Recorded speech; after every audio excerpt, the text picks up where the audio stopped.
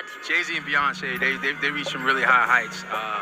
Not too sure who's trailing behind. If Jay Z and Beyonce were to break up, who would be the next power couple in hip hop? Go. Oh my gosh. That's never gonna happen. That would be really sad. Life Well Spent, presented by Geico.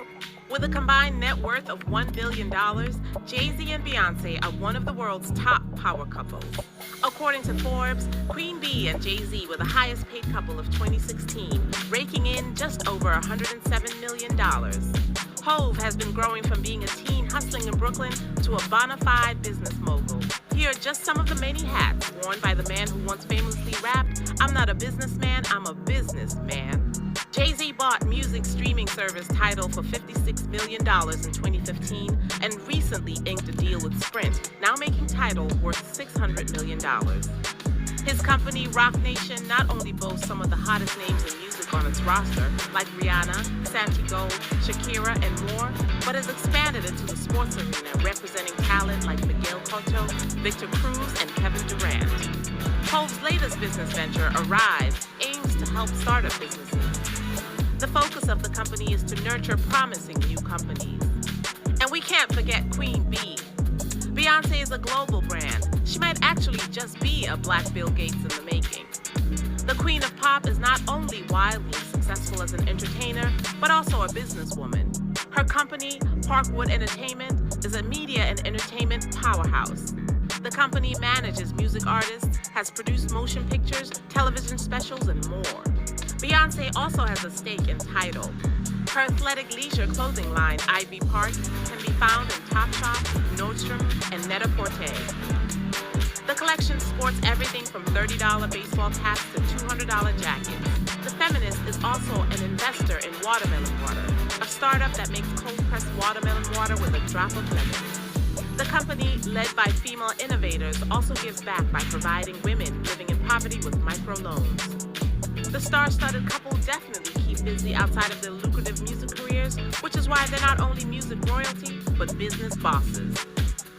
Yeah, I don't think no one can compare to them, but I would say just Amber Rose and Wiz Khalifa, just because they're like up and coming, like right now they're like an amazing couple. I guess Wiz Khalifa and Amber Rose are pretty famous, so that makes sense. But they're not really power couple. They're not as smart at all. I think Kanye and Kim are already taken that power couple position. I think Jay Z and Beyonce are a bit too far behind from Kim and Kanye. Probably Kanye and Kim Kardashian. Right? And so the reason why, so I put out a tweet, and the tweet basically said, all respect due to Jay-Z and Beyonce. But something that still holds true in the Black community is this reference of Jay-Z and Beyonce as revolutionary in some regard, as being good because of their immense wealth that they've amassed, as Black excellence. It's basically a Black excellence case study to some folks, where they say that Beyonce and Jay-Z becoming really rich, becoming billionaires, is what Black communities need to do. We need to get our own capital, control our own, our own markets, control our own economic destiny, and that is what will lead us to liberation, yada, yada, yada. And they point to the fact that Jay-Z and Beyonce have funded all these things on the low and bailed people out of jail and supported Black Lives Matter, all this good stuff, right, on the low. FD is making some great points. So think about it. When has the individual wealth of a person ever helped out the community of Black people? When did that ever happen? When did individual wealth turn into collective wealth? Never. Didn't happen. So why do we think that an individual couple amassing billions of dollars is actually going to help Black people? It's not. Which is cool. Nice.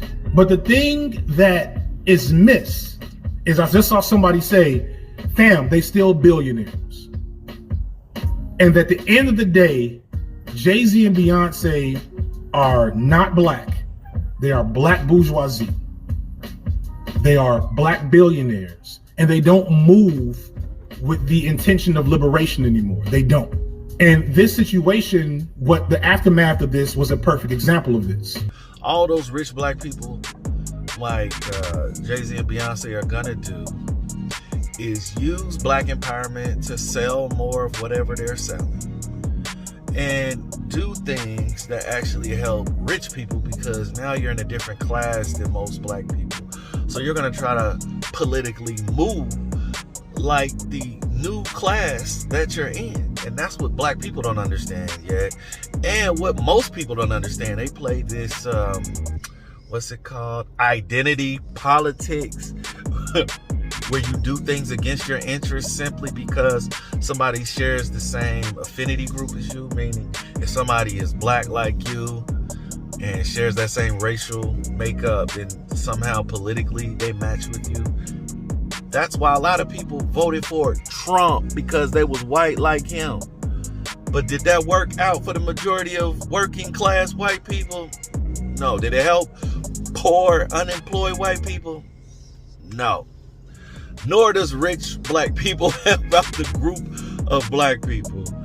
Because rich black people, they recognize they're in a different economic class, so they think they need to move with those who are in that class. But quickly, they find out that no matter if you're rich and black, you get treated the same as all other black people when you are in some type of dispute with non-blacks.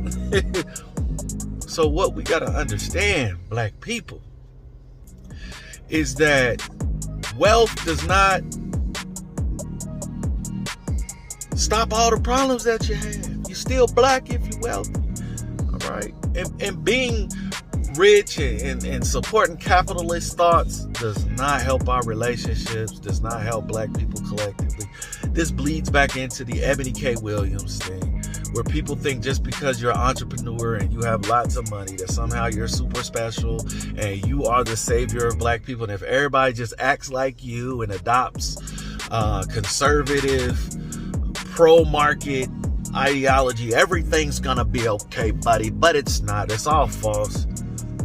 Think about it. If the free market and privatizing everything was the answer, then we would see that as the solution used when there are busts or recessions and depressions. But if you look throughout history, they do not do that.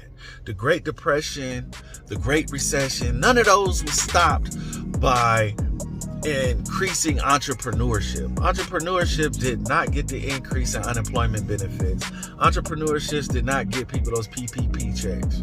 That was not entrepreneurism. They did not say, oh, people are unemployed, let's increase how many business owners that we have. Think about it.